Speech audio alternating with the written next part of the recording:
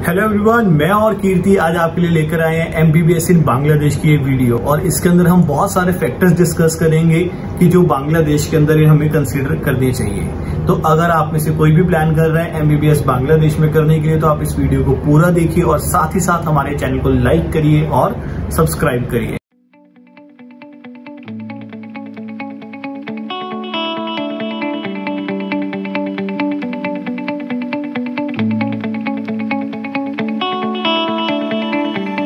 तो कीर्ति, आप बताइए कि आज की हमारे इस वीडियो के अंदर हम क्या फैक्टर्स डिस्कस करने वाले हैं। आज हम एमबीबीएस इन बांग्लादेश के बारे में डिस्कस करने वाले। जो भी हमारे इंपॉर्टेंट फैक्टर्स रहेंगे वो आपको स्क्रीन पे दिख रहे हैं। तो जो हमारा फर्स्ट फैक्टर रहेगा कि what do we call MBBS in Bangladesh.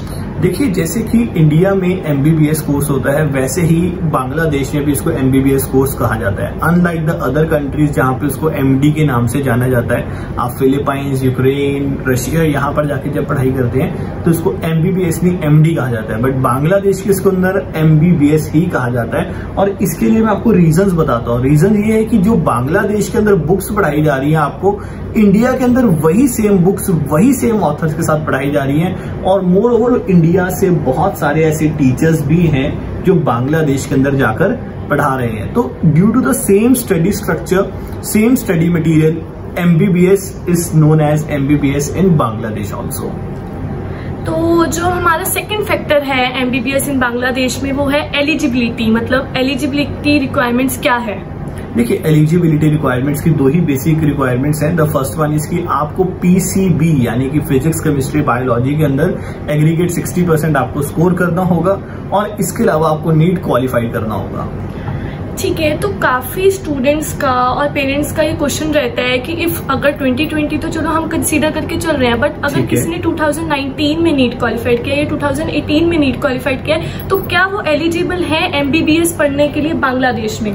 देखिए, मैं आपको बता देता हूँ कि अगर हम अभी 2020 सिनेरियो की बात करें, यानी कि जो बच्चे इस साल एडमिशन लेना चाहते हैं, तो उनके लिए कंडीशन क्या है कि वो 2019 में अगर नीट क्वालिफाइड है तो भी वो एलिजिबल है, 2020 में वो नीट क्वालिफाइड है तो भी वो एलिजिबल है। और अगर वो 2019 से पहले, चाहे वो 2018 है, 17 है, 16 है, 15 है, 14 है, कोई भी है, ठीक है, वो इसके लिए एलिजिबल नहीं होंगे। यानी कि 2019 और 2020 के नीट क्वालिफाइड बच्चे ही सिर्फ एलिजिबल हैं। ठीक है, तो जो हमारा थर्ड फैक्टर है वो है इंफ्रास्ट्रक्चर। अगर जैसे बात की जाए चाइना की जो यूनिवर्सिटीज की बात की जाए, यूक्रेन की जो यूनिवर्सिटीज की बात की जो 100 एकर्स में है, ऐसे हमें क्या बांग्लादेश की यूनिवर्सिटीज में देखने को मिलता है। देखिए, मैं आपको बताता हूँ कि चाइना, यूक्रेन और इंडिया की बाकी या रशिया की यूनिवर्सिटीज को आप देखिए जो बहुत ज्यादा फैली हुई हैं। ऐसे बांग्लादेश की यूनिवर्सिटीज बहुत ज्यादा फैली हुई नहीं है, बट वो क्या है, वो यूनिवर्सिटीज स्टोरीज वाइज बहुत बड़ी है, ठीक है। यानी कि वो इतनी एरिया में उनके पास फैली हुई, क्यों? क्योंकि वो ज्योग्राफिकली ही ऐसा एरिया है, उनके पास जमीन इतनी ज्यादा नहीं है। तो वो क्या करते हैं, अपनी बिल्डिंग्स को लंबा ऊंचा करना शुरू कर देते हैं। तो जब आप बांग्लादेश जाकर पढ़ेंगे तो आप देखेंगे कि बिल्डिंग बेशक एरिया वाइज छोटी है, बट वो हाइट में काफी लंबी है। 20 फ्लोर्स की बिल्डिंग होगी या 25 फ्लोर्स की वो बिल्डिंग होगी। तो आप बिल्कुल भी ये मत समझिए कि वहां का इंफ्रास्ट्रक्चर वीक है। वो उनकी कंट्री की ज्योग्राफिकल कह लीजिए की लिमिटेशन है कि वो अपने बिल्डिंग्स को बढ़ा नहीं सकते। पॉपुलेशन वहां पर बहुत ज्यादा है और लैंड बहुत ज्यादा कम है। तो आप बिल्कुल भी ये मत कंसीडर करना कि वहां का इंफ्रास्ट्रक्चर कंपेरेटिवली थोड़ा लो है बाकी कंट्रीज मुकाबले, तो वहां की एजुकेशन क्वालिटी भी लो होगी।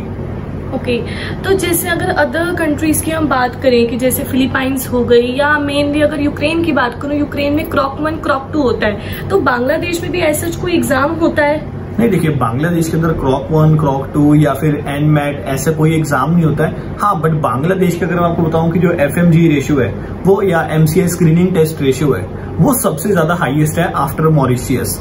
तो वो क्यों हाईएस्ट है, मैं यहाँ पर आपको बता देता हूँ कि बांग्लादेश में क्या होता है कि आपके जो बहुत सारे वाइवास, आपके बहुत सारे एग्जाम्स, मैं कहूंगा कि डेली बेसिस पर, यानी कि जो आज आपको पढ़ाया गया है, कल उसी सेम चीज का आपका वहां पर टेस्ट भी लिया जाएगा। तो जिससे क्या होता है कि बच्चों को बहुत ज्यादा पढ़ाई करनी पड़ती है। हाँ, बट क्रॉक 1, क्रॉक 2 या एनमेट जैसे ऐसे खतरनाक एग्जाम्स वहां पर नहीं होते। हाँ, बट पढ़ाई बहुत ज्यादा अच्छी क्वालिटी की होती है और इसी वजह से वहां का जो FMG रेशियो है, जिसको हम कहते हैं MCI स्क्रीनिंग टेस्ट, वो वाली परसेंटेज बहुत ज्यादा हाई है। ठीक है, तो जो हमारा अब फोर्थ फैक्टर है वो है लैंग्वेज बैरियर कि हम अगर बांग्लादेश जाते हैं तो ऐसा हमें कुछ कम्युनिकेशन में इशू आता है। मतलब वहाँ पे क्या क्या लैंग्वेजेस हम मतलब कंफर्टेबली बात कर सकते हैं वहाँ पे? देखिए, जो बांग्लादेश है उसकी जो मोस्ट ऑफ द पॉपुलेशन है वो बांग्ला बोलती है, यानी कि बंगाली भाषा बोलते हैं वो। बट आपको वहाँ पर उर्दू भी बहुत इजीली अवेलेबल हो जाएगी और जो हिंदी भाषा है वो भी बहुत ज्यादा इजीली अवेलेबल हो जाएगी। अगर मैं बात करूं कि भाई आपको वहाँ पर कितनी प्रॉब्लम आएगी लैंग्वेज की, कितनी सारी Bollywood movies without dub Bangladesh के अंदर देखी जाती हैं, तो यहाँ से अपन अंदाजा लगा सकते हैं कि they know Hindi very well. तो आपको वहां पर कहीं पे भी प्रॉब्लम नहीं आएगी। और जब तक आपने पढ़ाई करनी है वहां पे, तो आपकी सारी की सारी पढ़ाई इंग्लिश मीडियम के अंदर होगी, जैसे कि आप इंडिया के अंदर पढ़ाई करते हैं। तो लैंग्वेज का आपको कहीं पर कोई भी 0% बैरियर आएगा। कंपेरेटिवली अगर आप MBBS दूसरी कंट्रीज में करने के बारे में सोच रहे हैं जहां की मदर टंग हमारे से बिल्कुल भी नहीं मिलती। ओके, तो जो हमारा 5th एंड इम्पोर्टेंट फैक्टर है फूड अवेलेबिलिटी, क्योंकि मेरा तो जैसे खाने के बिना मतलब दिमाग ही नहीं चलता है। तो एक्चुअल में मैं जानना चाहती हूँ जो इंडियन स्टूडेंट्स हैं जो बांग्लादेश में जाके स्टडी करते हैं, एक्चुअल में उनको मतलब फूड की कोई इशू रहता है क्या? देखो, मैं आपको बताता हूँ कि फूड का 0% इशू है। 1 रुपए का इशू नहीं है आपको वहां पर फूड के लिए। फूड अवेलेबिलिटी बहुत ही ज्यादा इजी है वहां पर, क्योंकि अगर आप देखिए कि बांग्लादेश हमारे साथ बहुत ज्यादा हिस्टोरिक कल्चर शेयर करता है। ठीक है, जो फूड आपको कोलकाता के अंदर, वेस्ट बंगाल के अंदर मिलता है और जो पूरे इंडिया में इतना ज्यादा फेमस है, ठीक है, वही सेम फूड आपको कोलकाता से बांग्लादेश के अंदर भी अवेलेबल हो जाएगा। तो फूड का कोई बहुत मेजर इश्यू नहीं है वहां पे। आपको अगर आप वेजिटेरियन खाना पसंद करते हैं तो आपको वेजिटेरियन खाना बहुत इजीली अवेलेबल होगा। आप नॉन वेजिटेरियन खाना पसंद करते हैं तो आपको नॉन वेज खाना बहुत इजीली अवेलेबल होगा। तो फूड की 0 प्रॉब्लम है, कोई समस्या नहीं है। जैसा चाहे वैसा खाना मिलेगा और बहुत टेस्टी खाना मिलेगा। बिल्कुल इंडियन फूड जैसा खाना है वहां पर, आपको कहीं पे कोई भी प्रॉब्लम नहीं आएगी खाने की। ओके, तो हमारा जो 6th फैक्टर है वो है security index. Security must be first. अगर हम कोई भी कंट्री चूज कर रहे हैं तो उसमें सिक्योरिटी मतलब हमें सबसे पहले देखनी है, चाहे वो बॉयज के लिए हो चाहे गर्ल्स के लिए हो। तो सिक्योरिटी कैसी है बांग्लादेश की? देखिए, फर्स्ट ऑफ ऑल आप बांग्लादेश के किसी टुच्चू पुच्चू छोटे मोटे शहर में नहीं जा रहे हैं, आप जा रहे हैं बांग्लादेश की कैपिटल ढाका के अंदर। तो कोई भी जो कंट्री होती है उसकी जो सिक्योरिटी होती है वो कैपिटल से देखी जा सकती है कि वहां पर capital R always very much secure. तो आपको वहां पर सिर्फ इंडियन स्टूडेंट नहीं, श्रीलंकन स्टूडेंट्स भी मिलेंगे, नेपाली स्टूडेंट भी मिलेंगे, पाकिस्तानी स्टूडेंट्स भी मिलेंगे, मलयाली स्टूडेंट भी मिलेंगे। तो वहां पे बहुत सारा इंटरनेशनल एक्सपोजर है। तो वहां पर वो इतने सारे इंटरनेशनल स्टूडेंट्स आ रहे हैं। क्यों आ रहे हैं? क्योंकि दे फील सिक्योर देयर। तो it is a very safe city. आपको वहां पर किसी भी प्रकार की परेशानी नहीं होगी, किसी भी प्रकार की टेंशन लेने की जरूरत नहीं है। जैसे पेरेंट्स जो है, पेरेंट्स सबसे ज्यादा जो कंसर्न दिखाते हैं गर्ल चाइल्ड को लेके कि एक्चुअल में कि सिक्योरिटी गर्ल्स के लिए कैसी है वहां पे, कि मतलब गर्ल्स के लिए बांग्लादेश इज गुड और बैड? देखिए, बांग्लादेश के अंदर क्या है कि जो वुमेन सिक्योरिटी है वो भी बहुत ज्यादा हाई है। और अगर आप इंडिया की काफी सारी सिटीज के साथ कंपेयर करें तो अगर आप ऑनलाइन इन्फॉर्मेशन भी चेक करेंगे तो बांग्लादेश का safety index for the women is comparatively higher. मैं कहूंगा 9 times higher than the India. तो वहां पर मैं बात करता हूं कि बांग्लादेश के अंदर बहुत सारे ऐसे कॉलेजेस भी हैं जो सिर्फ और सिर्फ वुमेन्स के लिए ही हैं। ठीक है, तो वहां पर आपको वुमेन्स कॉलेज मिल जाते हैं जहां पर और कोई बंदा ही नहीं होगा, तो काफी ज्यादा सिक्योर है। और वहां के जो हॉस्टल्स हैं वो पूरे कैमरा इक्विप्ड हैं। ठीक है, वहां पे सिक्योरिटी गार्ड्स होते हैं। तो ऐसा किसी भी प्रकार की आपको प्रॉब्लम नहीं आएगी वहां पर। It's very much safe for the ladies. Okay, तो जो अब हमारा फैक्टर 6 है, 6 फैक्टर इज ड्यूरेशन। जैसे हम इंडिया की बात करें, इंडिया में जो हमारी MBBS की ड्यूरेशन है वो 5.5 है। यस, ठीक है, तो हमारे यहाँ पे बांग्लादेश में क्या ड्यूरेशन है MBBS की? देखिए, जैसे मैंने आपको बहुत स्टार्टिंग में बताया था कि जो हमारा MBBS कोर्स है और जो बांग्लादेश के MBBS कोर्स है वो बहुत ज्यादा मिलता जुलता है, क्योंकि हम सेम स्टडी मटेरियल का इस्तेमाल कर रहे हैं। ठीक है, हम सेम ऑथर्स का इस्तेमाल कर रहे हैं और इवन दो हमारा जो कोर्स नेम है वो भी सेम है। तो जो यहाँ पर हमारा बांग्लादेश का और इंडिया का ड्यूरेशन है इट्स नियर अबाउट सेम। तो जो बांग्लादेश है, बांग्लादेश के अंदर हमारा होता है 5+1। तो यानी कि 5 साल आपको बांग्लादेश में रहकर पढ़ाई करनी होगी और 1 साल के लिए आपको इंडिया में आके इंटर्नशिप करनी होगी। तो that becomes 5+1 course for the Bangladesh. तो हमारा जो 7th फैक्टर है वो है ट्रांसपोर्टेशन। ट्रांसपोर्टेशन मतलब कि जैसे अगर हम बांग्लादेश और इंडिया का सफर तय कर रहे हैं तो एक्चुअल में हम बाय एयर अगर जाते हैं या बाय ट्रेन जाते हैं तो एक्चुअल में कितना टाइम लगता है और हमें, और एक्चुअल में इसके चार्जेस क्या लगते हैं? देखिए, मैं आपको बताता हूँ कि ये सबसे ज्यादा एक इसका यूएसपी है।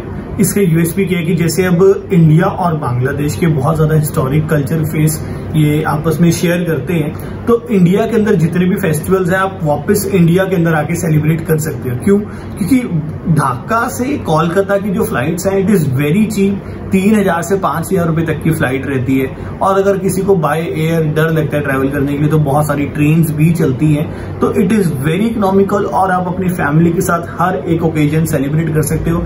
आपको बिल्कुल भी ऐसा नहीं लगेगा कि आप अब्रॉड जाकर पढ़ाई कर रहे हो, आपको लगेगा कि मैं अपने इंडिया में ही पढ़ाई कर रहा हूं और it will be the greatest opportunity जो आप ग्रैब कर सकते हो।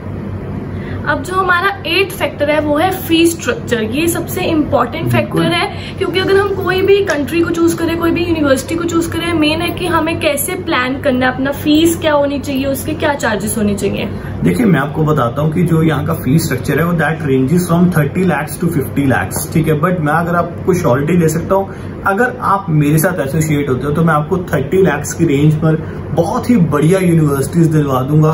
और अगर कुछ लड़कियां सिर्फ वुमेन्स यूनिवर्सिटी में जाना चाहती है, ओनली फॉर गर्ल्स कॉलेज में जाना चाहती हैं, तो उसके लिए भी मैं आपके साथ हूँ। तो 30 lakhs to 50 lakhs का बजट लेकर चलिए इसके।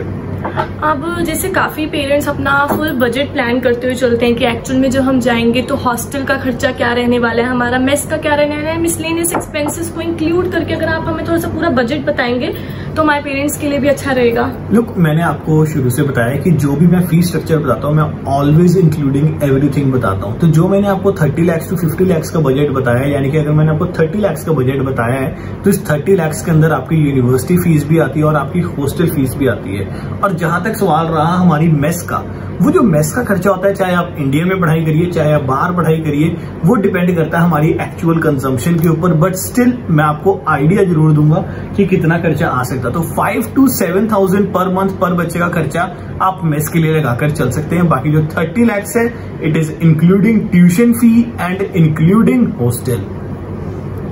तो कोई और डाउट कीर्ति आप मुझसे पूछना चाहते हो, या आपको लगता हो कि बच्चे आपसे कुछ क्वेश्चंस पूछते हैं कि आपको लगता हो कि नहीं यार ये वैसे इसका जवाब भी दे देना चाहिए हमें?